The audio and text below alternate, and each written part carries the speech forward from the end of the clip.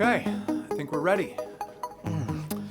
This is a new look. Let me know what you think. Today was Apple's big September announcement where we have come to expect them to announce iPhones. But today, they did not. Apple Watch and iPad only announcements today. No iPhone 12, if that is your real name. But even though I was hoping for a new phone because mine has a big crack in it, this event actually had some cool stuff. Today's event was live, even though it was a pre-recorded event in spectacular Apple fashion, just like the last event. Tons of drone shots and great cinematography going on. The presenters are even getting a little used to this invisible audience and had a less over-the-top presentation style, which was welcome. They started out talking about Apple Watch Series 6 and how heroic they are for producing such a product. I love reading the many messages I get every day from Apple Watch users telling me how the watch has changed and in some cases saved their lives. I mean, think of all the hands that would have gone unwashed without the washing hands alert. If you're not feeling scared enough to remember to wash your hands all by yourself, try Apple Watch. Our new hand-washing reminder helps you feel just as afraid as all the other coastal elites. And they're adding to that heroism in Series 6 by including a feature that measures your blood oxygen level. Hey, it's awesome and it's helpful, and it's also the next thing completely healthy people will be obsessively checking about themselves. So doctors, get ready for even more people second guessing you. The 6th generation Apple Watch has Apple Silicon S6, which is a 20% faster chip, much better energy efficiency, and an always-on screen, and also an always-on altimeter for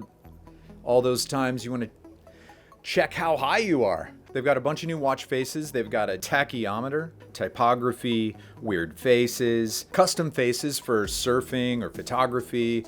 That's cool. They also had a bunch of new bands. The Solo Loop and braided Solo Loop, which I guess just stretch like a bracelet around your wrist.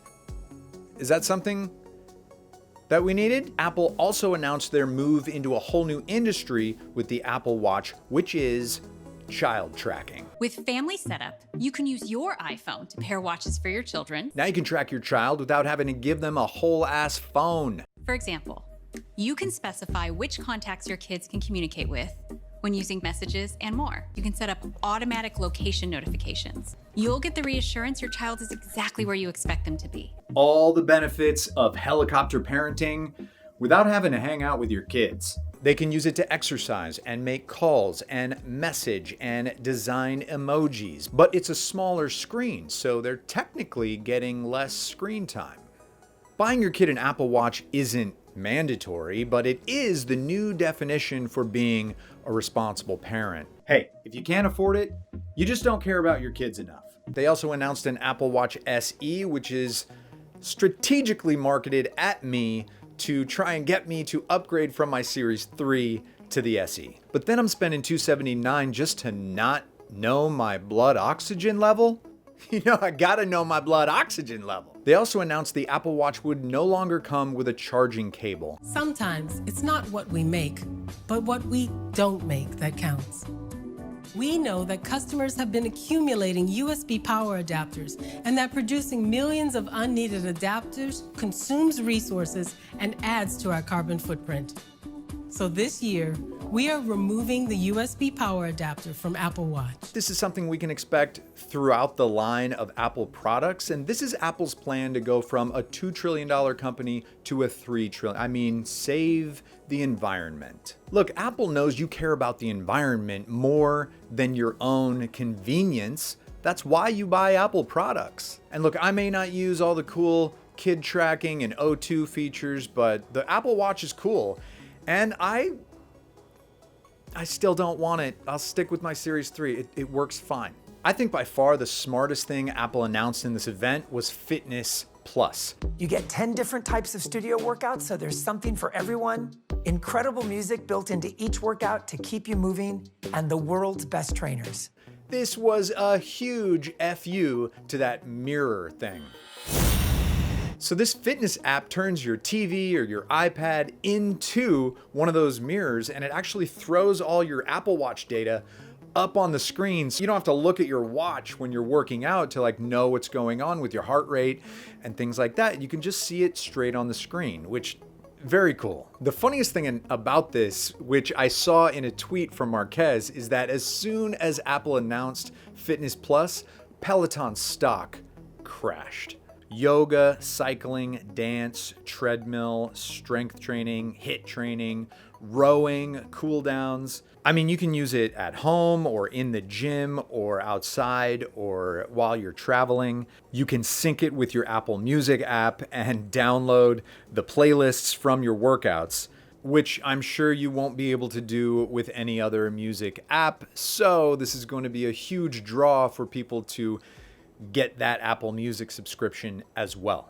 They'll track your workouts and intelligently suggest different workouts to help you shake things up and progress. With fitness and people's weight, obviously privacy is a huge concern. They let it be known that all the intelligent suggestions and tracking happens on device, so you can still lie about how much you bench. And I just gotta say how savvy Apple has been to the times that we're living in. I mean, COVID, it's like the main way it kills you is depriving your blood of oxygen. So of course, Apple has an O2 monitor, very savvy. Also, everybody's stuck at home, the gyms are closed. How can we make money off this? Of course, brilliant Apple, let's do a fitness service. I mean, I don't know if they would have done this if the pandemic hadn't hit, but in a pandemic, this was the perfect play, and the money Apple's been making off of their services business has just been going through the roof. I think this is going to be a huge hit. I'm thinking about doing it. I think it looks great. Apple also announced a bundle feature for their services called Apple One. They bundle all the services for one low price. I think if it wasn't for Fitness Plus, I wouldn't even consider Apple One. But now with Fitness Plus, I have to consider moving back. Moving on to iPad. Pretty incremental for the iPad Gen 8. Nothing really groundbreaking here. The thing I'm really excited about is iPad Air.